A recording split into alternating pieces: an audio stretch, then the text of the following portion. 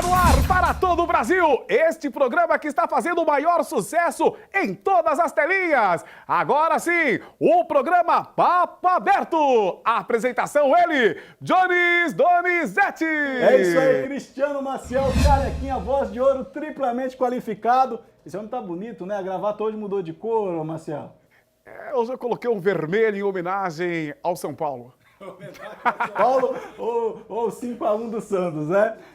Sejam bem-vindos a mais um programa. É muito bom ter você aqui, tá bom? Para 11 cidades aí da região metropolitana do estado de São Paulo. E o programa de hoje é super especial. A pessoa que vem aí hoje é uma pessoa importantíssima no cenário político de toda a nossa região.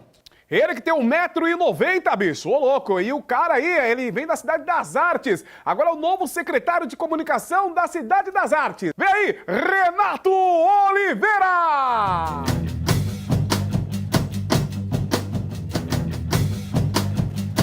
Tudo bem, Jones?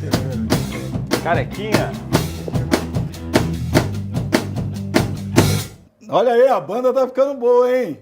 Que banda maravilhosa! E aí vamos apresentar a nossa Dix 3, Ronaldo no baixo, Guto na bateria e essa belezura aí que já virou um elemento que é insubstituível aqui nesse programa, o nosso querido Madruguinha, né? Tá aí, Madruguinha.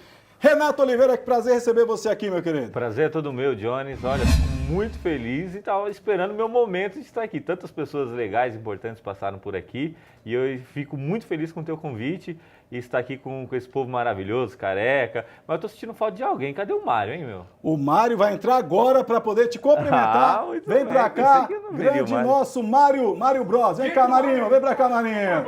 Eita, Marinho. Você tá bem? Bem. Tudo bom? Dá um tchau para aquela câmera lá, ó. Dá um tchau para as crianças que estão te assistindo. Diz que a audiência infantil tá aumentando no programa, viu, Mauro? Opa, tá aumentando mesmo, hein? E o nosso convidado aqui, Renato Oliveira, já cumprimentou ele já, não? O Renato. Sim. Esse é o careca, Mário. O Renato tá aqui do lado de cá. Aê, meu irmão. Tudo bem? Tudo bom? Certeza. Isso aí, Marinho. Tá bom. Deus abençoe. Já orou já hoje? Oi? Já orou? Já. Já, então tá bom então. É isso daí. Renato Oliveira, alegria ter você aqui. E na verdade, para quem não conhece o Renato Oliveira é uma figura importantíssima nesse novo momento que a política brasileira está vivendo. Você vai entender o porquê, você vai entender a atuação de Renato Oliveira. Renato Oliveira é um jovem prodígio. Renato está com 25 anos de idade agora, Renato? 26, completei dia 1. Completou dia 1, dia 20, Dia 1, 26. exatamente. Parabéns, Obrigado, hein? viu? Você Eu aguardo completou, meu presente. Você completou viajando, né? Para não dar Foi. festa para nós, né? Eu vi lá nos seus stories. Renato Oliveira tá com um filhinho, Luigi. Quanto tempo tá o Luigi já? O Luigi é o fenômeno, né? Ele tá com 1 ano e 3 meses. Fenômeno das redes sociais já o Luigi, viu? Ele tá mais conhecido que nós tudo junto aqui. A gente vai no mercado com ele, o pessoal cumprimenta, reconhece, você que é o pai do Luigi. Tem uns olhos lindos, né? É, claríssimos.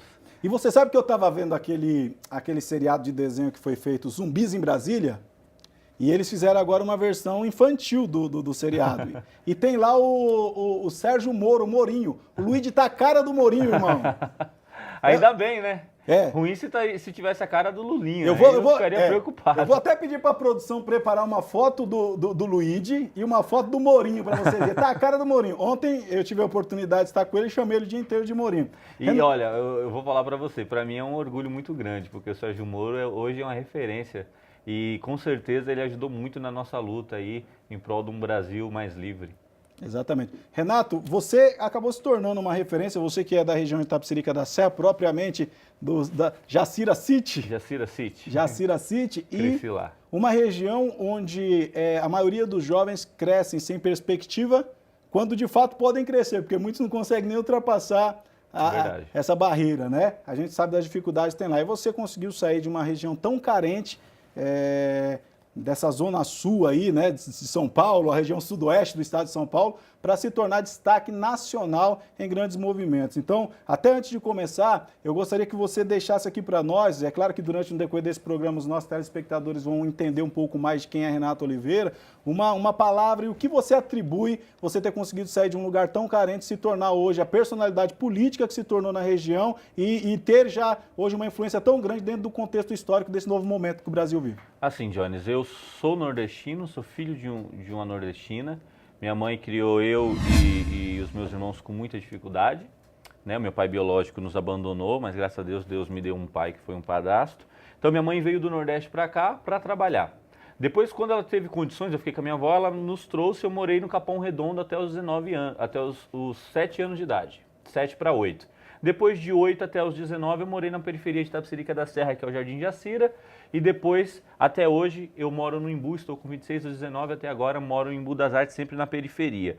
Mas eu sempre olhei para toda essa situação na minha vida, na vida da minha família, com a seguinte ótica. Ou eu pego toda essa dificuldade que minha família vive, minha mãe sem o marido para poder cuidar dos filhos que teve, sendo empregada doméstica toda a vida, eu estudando em escola pública, ou eu pegava tudo isso e me revoltava para o lado ruim, ou eu pegava tudo isso e me revoltava para poder lutar, para poder crescer, para poder mostrar que poderia ser diferente. Então eu canalizei todas essas fases difíceis que minha família e eu passamos para poder mostrar para todas as pessoas que é possível vir da periferia e fazer a diferença, lutar por aquilo que acredita.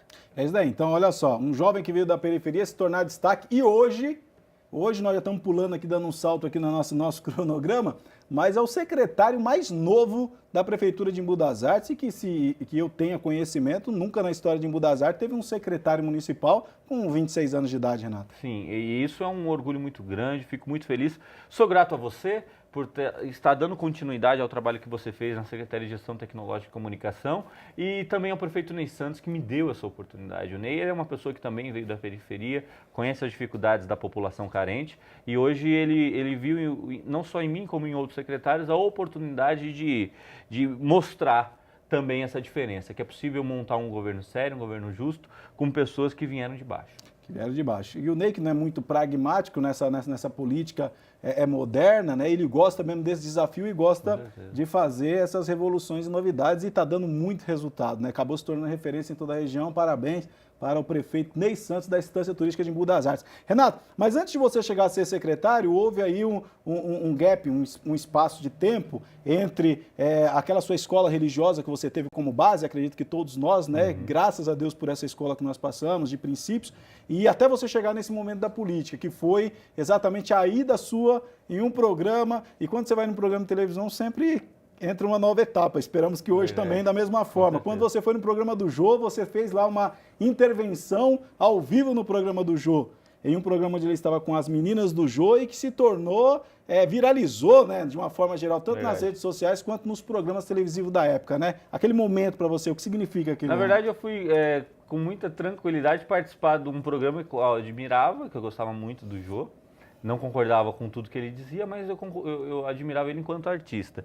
E eu estive lá na plateia, até que um momento eles começaram a discutir naquele... Inclusive, meu apelido Menino do Jô foi fruto de uma matéria que um jornalista da Veja fez comentando esse fato. Ele estava naquele quadro Meninas do Jô, que ele se reunia com algumas 4 ou 5 jornalistas e comentava sobre algum tema. E o tema em questão era a briga do Bolsonaro com a Maria do Rosário no Salão Verde do Congresso Nacional, em que ele discute com ela interrompe a entrevista que ele estava dando. Acho que nós temos esse vídeo. Vamos colocar esse vídeo aqui, Renato? Você volta comentando já. Produção, põe um vídeo exatamente desse momento da intervenção de Renato Oliveira ao vivo no programa do Jô Soares. Há poucos dias tu me chamou de estuprador no Salão Verde e eu falei que não ia estuprar você porque você não merece. Fica aqui pra ouvir. Viva Bolsonaro! Quem é que gritou esse absurdo? Quem foi? Maluf está na plateia, é isso? Quem que gritou? Fala, só para eu saber. Foram vocês 3? Não, foi só um. Não, só um. Não, um tá lá. Foi você que gritou isso? Mas eu entendi o que ele quis dizer. O que ele quis dizer? Na verdade foi, vocês sabem, foi naquele caso, eu acredito que o Bolsonaro, ele que foi autor de um projeto de lei para castração química de um estuprador e para aumentar essa pena, ele não quis fazer apologia ao estupro. Eu acredito que tem um contexto na fala dele, por isso a minha manifestação. Ai, pelo amor de Deus, moço, na boa. Olha, Não tem contexto. eu já ouvi muita bobagem na minha vida. Eu também. Mas essa supera a do Bolsonaro.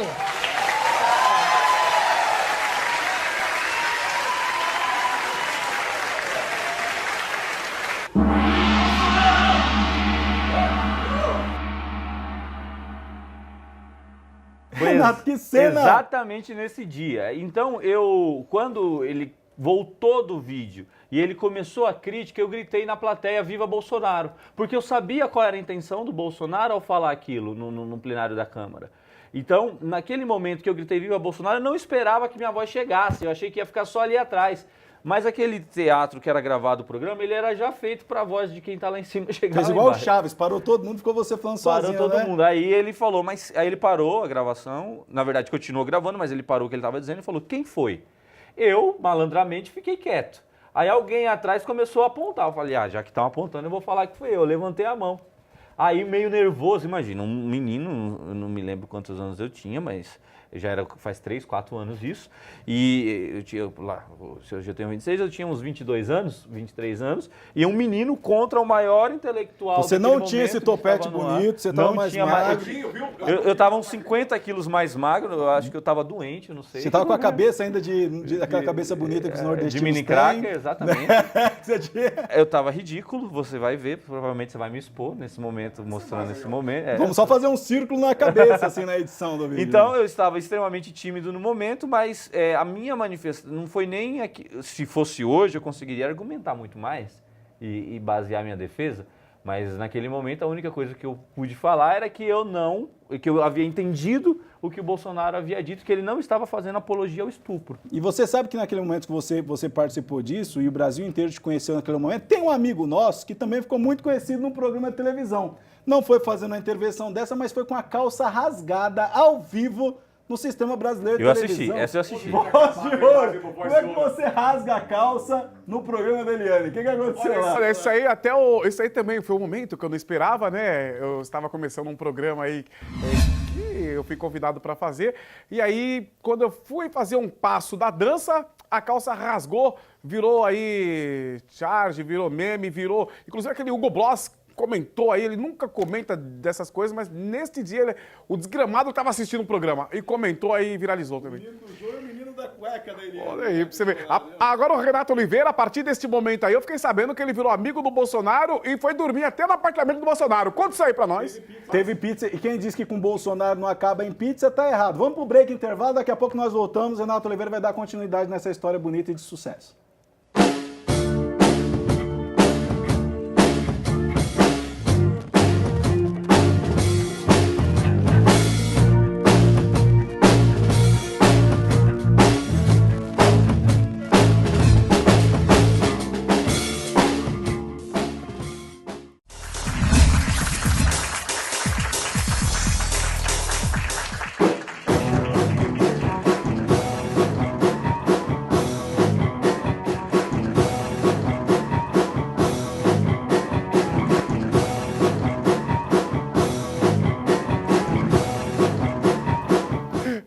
Mário Bros. Já estamos de volta com o programa que está arrebentando em audiência, o programa Papo Aberto. Giannis Donizete. Você, Mário. Grande Mário Bros. Renato, que figura esse Mário, né, cara? O Mário é um amor de pessoa. Mário Bros é mais conhecido Mário tem tudo a ver porque meu filho é Luigi, né? Então, é verdade. Pô, os dois juntos aqui, né? A Nintendo baixa aqui. Ô, Renato, logo após essa repercussão tão grande, né, essa crise midiática que deu depois da sua intervenção no programa do Jô, foi em todos os programas da época, eu lembro, CQC, todos os programas que possível noticiou. Você se tornou uma grande figura na militância política da época, né? Até pela proximidade que teve com o Bolsonaro. Conta um pouco pra gente como se deu isso. Depois da repercussão do programa, no outro dia eu amanheci com 15 mil seguidores nas redes sociais. Aí começou a repercutir. 15 mil, eu pra ter 2 curtidas é uma luta, não preciso ficar pedindo pro povo inbox, curta, por favor. Repercutiu nos outros programas, a partir daí a página começou a crescer e eu comecei a abordar outros temas. Aí comecei a falar de algumas outras coisas, comecei a estudar. Como o Bolsonaro, ele sempre foi um ícone da direita, e mesmo sem conhecer tão profundamente o Bolsonaro, eu já concordava com ele por causa de alguns vídeos, e comecei a estudar um pouco de liberalismo econômico, um pouco da direita clássica, e comecei a entender mais ou menos alguns princípios ideológicos. quando eu comecei a produzir material para a juventude da direita. Eu comecei a fazer vídeos, comecei a abrir a militância. Estávamos no processo pré-impeachment, então as redes sociais naquele momento convocavam as pessoas para as manifestações. Foi quando eu comecei a crescer o número de seguidores nesse sentido. As manifestações na Paulista chegou a ter quantas pessoas? Era um mar de gente, aquelas manifestações para tirar. Você coordenava de frente mesmo, de cabeça aquele movimento ali. Então, assim, quantas pessoas chegou a ter ali na Paulista, naquelas movimentações? Nossa, foram milhares de pessoas. Na Avenida Paulista e em todo o Brasil, no dia 15 de março, por exemplo, foi a maior manifestação da Nova República. Desde a redemocratização, nunca houve uma manifestação tão grande. Foram maiores do que as diretas já, foram maiores do que a Fora Collor. Nós fizemos história até pelo poder das redes sociais. E naquele momento eu me destacava porque eu fui, entre aspas, legitimado pelo próprio Jair, né? Com o boom do programa do Jô e do Menino do Jô, ele me convidou para ir na diplomação do filho dele, do Eduardo, aqui em São Paulo. Foi quando eu o vi pela primeira vez. Depois eu estive no Rio de Janeiro, ele me convidou para ir à casa dele. A Michelle estava lá, estava todo mundo. Aí ela falou em Libras com você? Não, não, mas fez café. Pizza aqui. Fez café? Fez café. E depois, ainda no auge das manifestações, quando nós íamos para Brasília, nós não tínhamos onde ficar. Eu, o Kim, do MBL, o Holiday, a gente não tinha onde dormir. Então a gente ia no meu carro, rachava a gasolina, e aí ele convidava a gente para ficar no apartamento dele, senão a gente não ia dormir em lugar nenhum, a gente ia dormir na rua. Então acabou que muitas vezes nós dormíamos no apartamento funcional dele, com o Eduardo e tal, e ele é esse jeitão que a gente vê na televisão, muito simples. Ó, põe o colchão no chão aí, acabou, porra. Ok, dorme aí. Dorme aí. Ok. E era daquele jeito, aquele jeito militar dele e tal, mas sempre muito brincalhão, tanto que tem a foto da pizza, né? Que ele falou, eu não sei cozinhar não, mas então compra uma pizza aí. Aí comprou pizza e tem a foto até hoje, que foi uma foto que ficou até, deu uma viralizada, né? Falando... O Renato imita bem, né? Imitou bem o Bolsonaro, ele tem essa facilidade para imitar outras pessoas, assim, ícones? Eu já vi ele imitando o Poderoso Castigo. É claro que foi no outro tempo, quando o Renato... As pessoas não sabem mais o que é Poderoso Castigo. Não sabe, não precisa pôr que não vai dar audiência, né, Renato? Apesar de que você acha o que, Garequinha? Mandou bem, acho que devia colocar para quem não sabe conhecer, né? Porque nós temos que reviver a história e tem muita gente que não conhece, então vai conhecer agora. Renato.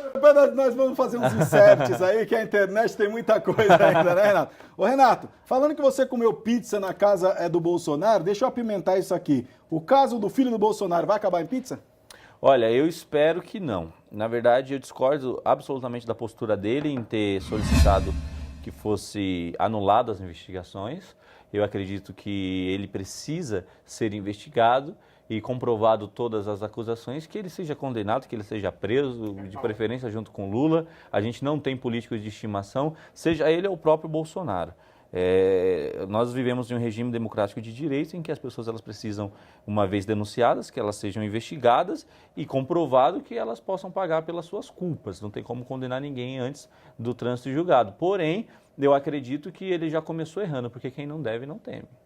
Quem não deve não temer, nunca mais, né? E olha só, há uma diferença entre a direita e a esquerda nesse posicionamento, que a esquerda vai lá fazer Réveillon na porta da cadeia, lá para quem está preso, né? E o pessoal da direita, nós temos visto a própria direita cobrando isso também. Na verdade, se você analisar os comentários, os próprios seguidores do pai, eles são contra o posicionamento do filho nessa decisão, desse pedido dele aí de anular as investigações no caso do ex-assessor dele.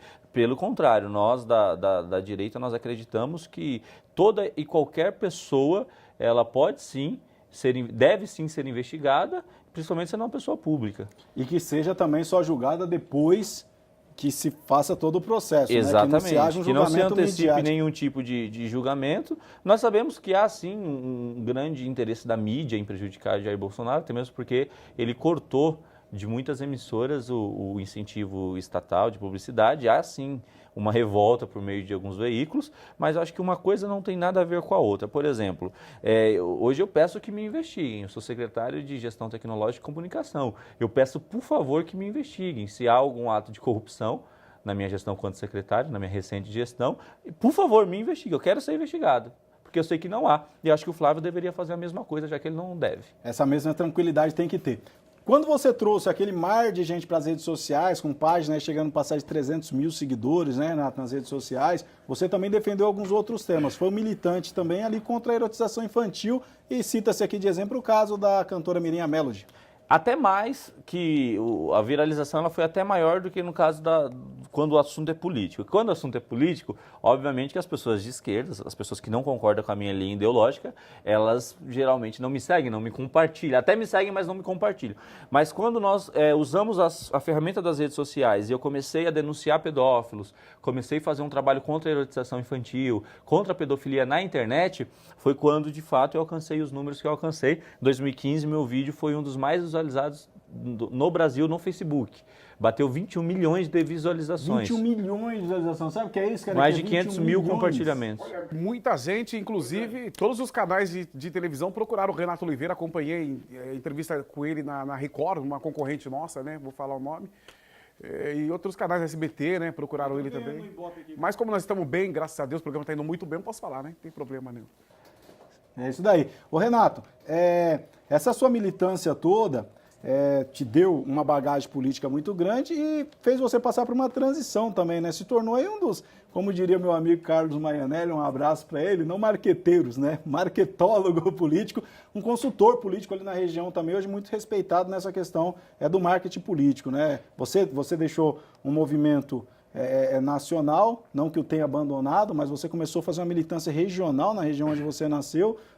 Como você vê isso? Você ter deixado e voluntariamente deixado, num dos melhores momentos que você estava com milhares de seguidores, você, vamos usar o exemplo, o Kim, o próprio Holliday, agora o Arthur Mamãe Falei, né, que foi deputado federal, deputado estadual, vereador, nós sabemos que era a sequência natural dos fatos, hoje você ser um deputado estadual e que ia bater 1 milhão de votos, você sabe que você tinha um alcance muito maior do que o próprio Arthur Mamãe Falei, parabéns pelo trabalho que eles estão fazendo. E você voluntariamente abriu mão disso para poder municipalizar essa militância na região que basicamente você nasceu e você foi criado. Qual é esse contexto? Como você vê isso? Na verdade, a gente que veio da periferia, Jonas, a gente, mesmo sendo liberal, sendo de direita, nós temos uma visão maior a respeito do trabalho social. É muito fácil você criticar quem distribui uma cesta básica se você nunca precisou dela. É muito fácil você criticar quem oferece um benefício social se você nunca precisou dele. Mas nós que já precisamos, que temos pessoas na família que precisamos, nós conseguimos entender maior a importância do trabalho do município, do trabalho do vereador, do trabalho do prefeito. Então, eu quando decidi focar na mudança na minha cidade, na minha região, foi porque eu entendi que eu já havia dado e continuo dando a minha contribuição para a mudança, porque o presidente Dilma foi impeachmentada, porque eu acredito que ela cometeu crime, o ex-presidente Lula foi preso, porque eu acredito que ele cometeu crime, o Partido dos Trabalhadores perdeu sua força no Brasil inteiro, porque eu acredito que ele se perdeu no caminho. Começou fazendo um trabalho interessante e se perdeu no caminho. Então, eu acredito que eu já dei minha contribuição, mas na minha região, o Partido dos Trabalhadores vinha governando há 16 anos, fechando pronto-socorro, acabando com diversas áreas na cidade, e eu precisava naquele momento dar minha contribuição para mudar a minha realidade. Porque hoje em dia as pessoas falam que a política municipal é só assistencialista. Só que eu acredito que tem que ser como uma canoa com 2 remos. Ao mesmo tempo que você ajuda as pessoas que precisam hoje, que precisam agora, que se você não levar uma cesta básica nesse momento, a pessoa não vai ter o que comer com os filhos, você também tem que gerar oportunidade de emprego, como nós temos gerado. Inclusive na pasta que eu sei que você hoje é o secretário, você aí em uma semana foram mais de 500 vagas de emprego, cursos de capacitação. Tem que ser uma canoa com 2 remos. O remo ajudando quem precisa hoje e ao mesmo tempo dando condições dessas pessoas viverem da maneira que tem que viver com as próprias pernas. E eu falo sempre isso, né? A pessoa que fala, não tem que dar cesta básica, tem que dar emprego, é porque ela nunca passou fome, né? Até porque você começa a trabalhar hoje, tem 30 dias para você receber. Quem tem uma criança em casa, quem fica 30 dias com fome? Então, parabéns por essa colocação. Agora, é claro que quando você entrou nessa guerra contra o Partido dos Trabalhadores, que na época preconizava a liderança política em toda a nossa região, visto que o líder do Partido dos Trabalhadores na região tinha 30 anos de eleição sem nenhuma derrota e foi derrotada por esse novo tempo, esse movimento que com muita alegria nós fizemos parte. Sabemos que a escola petista de fazer política também trabalha-se muito assassinato de reputação. Você acha que os recentes levantes que teve contra a sua vida tem muito a ver também com esse embate político contra o PT propriamente, porque isso não aconteceu só em Budas Artes, isso foi nacionalmente, foi numa cadeia nacional, estadual, até chegar na cidade. Mas não tenha dúvidas, e isso acho que o tempo vai nos preparando, Deus vai nos preparando para poder vencer todas essas acusações e tudo isso que levanta contra a gente. Por exemplo, quando eu estava no Congresso Nacional, antes mesmo de alguém sonhar em impeachment, nós estávamos lá dentro, colocando o dedo na ferida dos políticos. Eu fui detido pela Polícia Legislativa, inclusive foi Jair Bolsonaro na época e o Bruno Araújo, que foi me retirar lá, fiquei preso pela Polícia Legislativa. Depois, quando eu vinha denunciando, por exemplo, os pedófilos, tentaram me matar, tentaram me ameaçar de morte, tem reportagem do saudoso Marcelo Rezende falando sobre isso. Agora, depois, em próprio Embu das Artes, quando eu denunciei o ex-prefeito, que ele havia diversos imóveis em que ele mesmo não pagava IPTU, que ele falava sobre IPTU, mas não pagava IPTU, e eu denunciei, falei os endereços, coloquei o dedo na ferida lá do corrupto, e depois disso eles me acusaram de uma série de coisas que, graças a Deus, hoje a população tem visto que nada mais é do que assassinato de reputação. Agora, dizer uma coisa para você, Renato, a gente é uma coisa nítida esse assassinato de reputação que o PT pratica. Agora, para encerrar o programa, porque o tempo já foi, todos nós cometemos erros e acertos. Você hoje com 26 anos de idade, você entende que cometeu alguns erros e que está muito mais maduro daqui para frente? Como você vê isso? Eu acredito que, é claro, erros todos nós cometemos, mas faz muito parte da euforia da juventude, a euforia do momento, e tem que ser eufórico mesmo. Eu acho que tem que passar, sim, dos limites, senão a gente não é percebido. Quem vive no limite não é percebido. Agora, quem passa dele alcança o destaque para poder dar o seu recado e falar aquilo que acredita. Então, hoje você está mais maduro. Hoje eu acredito que opinião política não é motivo para discórdia, não é motivo para você deixar de falar com alguém, para você deixar de ser amigo de alguém. Hoje eu tenho amigos petistas, hoje eu tenho amigos de esquerda e não deixarão de ser meus amigos, porque muitos deles são trabalhadores, são sérios. Eu só não concordo com a linha ideológica deles. Isso é Renato Oliveira. Precisaríamos aqui de 10 programas para a gente poder discorrer aqui sobre os assuntos. Renato que vai voltar com certeza. Renato, maior prazer. Convidado para voltar de novo. Muito prazer receber você aqui. Cristiano Maciel. Passou muito rápido esse programa. Renato Oliveira aí, uma verdadeira enciclopédia aí, tem tudo aí pra falar.